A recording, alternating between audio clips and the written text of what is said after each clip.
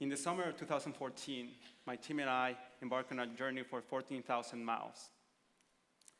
Our goal was to ride our bicycles from Alaska to Argentina, from the top of the world to the bottom of the world, over the course of 21 months through 14 countries.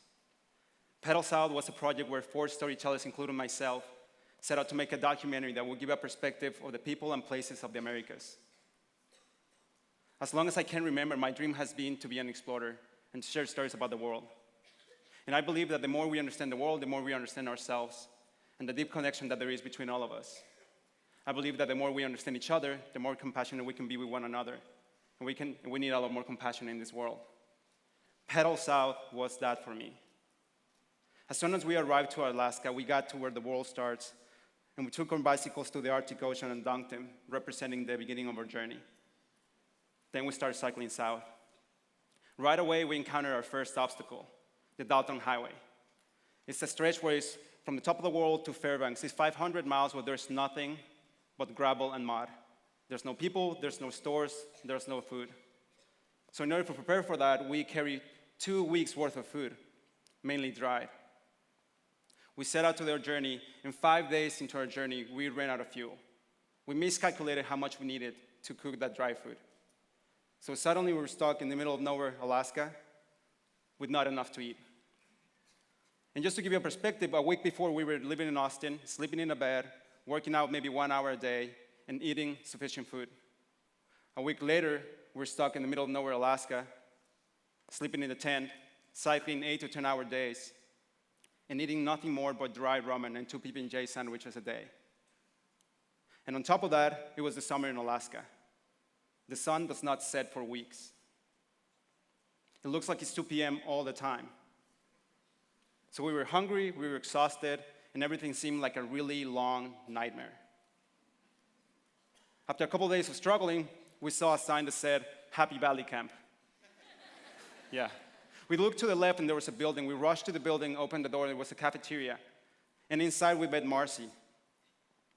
Could you please give us something to eat? We were starving for the last couple of days. Without hesitation, she gave us food, she gave us something to drink, and then later she shared with us her life story, which was fascinating. She was kind, she was loving, she was giving. But there was something else that really stood out to me. There was something else that really caught my attention.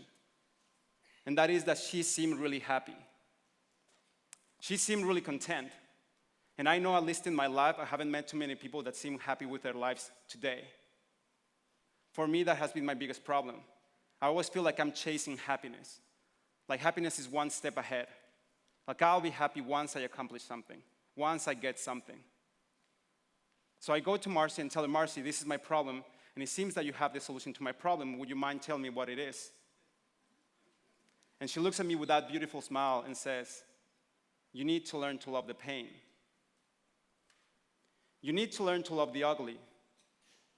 You need to learn to love the pain because that is where your love is needed the most.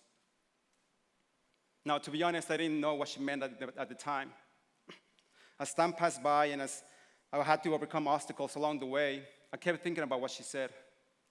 Every time that I was cold, every time that I was hungry, every time that I was exhausted, every single time that I thought I was going to have a mental breakdown, I told myself that I needed to learn to love that moment. Like the time that I almost got attacked by a bear in Alaska,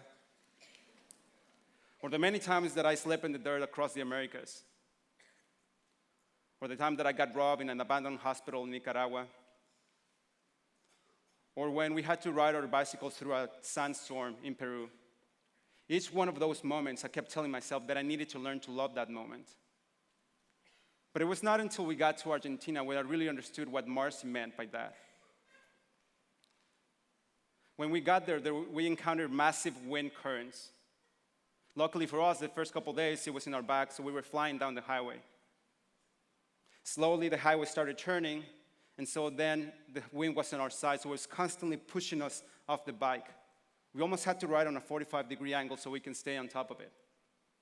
A couple of days later, the highway started turning again, and then the wind was straight against us.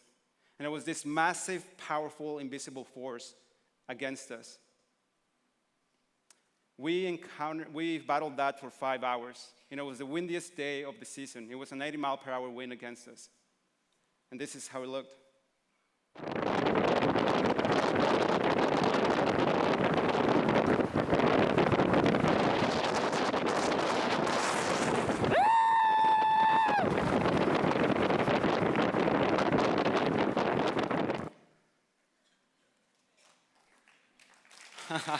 Yeah, thank you. So after a while after that, I kept getting so frustrated that the only thing that I could find that made me feel better was to scream as loud as I could. Ah! But then stopped working after a while. Then I got terrified because I've never ever experienced anything like that before. Then I got hopeless. And I started asking God to stop. Please, God, make it stop. Please, God, make it stop. But he didn't, and neither did I. Lastly, I started thinking that I was not there. I started thinking that I was somewhere else, where I was not cold, where I was not hungry, where I was not exhausted. And as I was thinking about that, I remember about what Marcy said.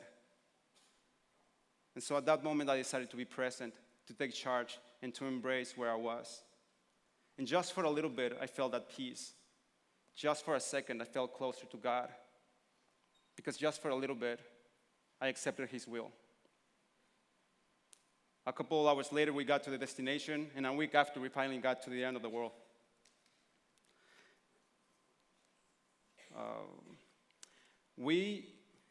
I thought about that day for years. I thought there was going to be media. I thought there was going to be friends and family holding signs. I thought there was going to be a big party. But there was nothing like that. It was only the four of us and our bicycles. We took our bicycles to where the world ends. We dunked them into the Antarctic Ocean, representing the end of our journey. We did a group hug, sit down, and look at the sunset. And it was one of the most beautiful moments in my life. Because at that moment, I realized that it was never about getting to the end of the world. It was never about the destination. But it was about everything that happened in between Alaska and Argentina.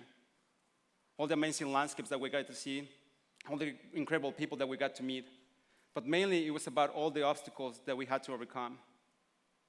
And that is when I understood what Marcy said. Because within those obstacles, I had the potential for change, growth, and more compassion. Because those obstacles helped me get to know myself better and conquer myself. Because I got to decide whether those obstacles were going to push me down or push me forward. So I think what Marcy meant to say is, you need to learn to love the process of growth. Thank you.